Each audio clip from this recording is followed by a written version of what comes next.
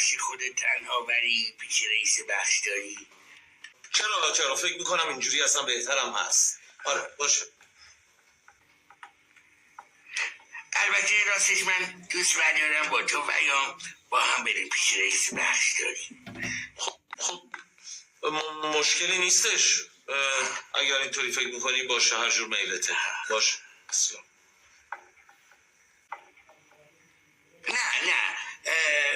نباشه به من نیام خود تنها وری پیش رئیس بخشداری.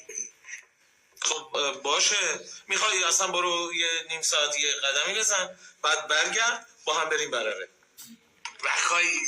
چرا بخوای منو دور بزنی ها؟ من میخوام تو رو دور بزنم؟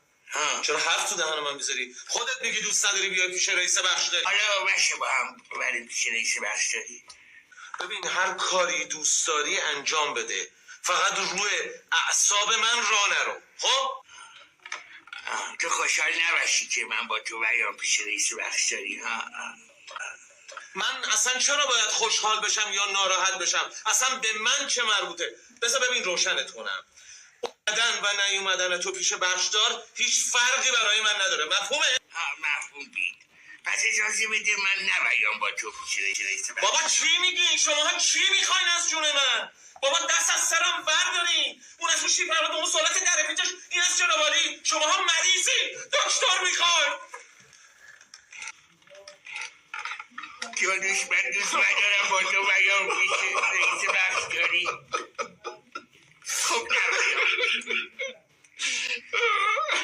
ولی بیام خب نبایم. آخه قربان نوکرتون فداتون بشه.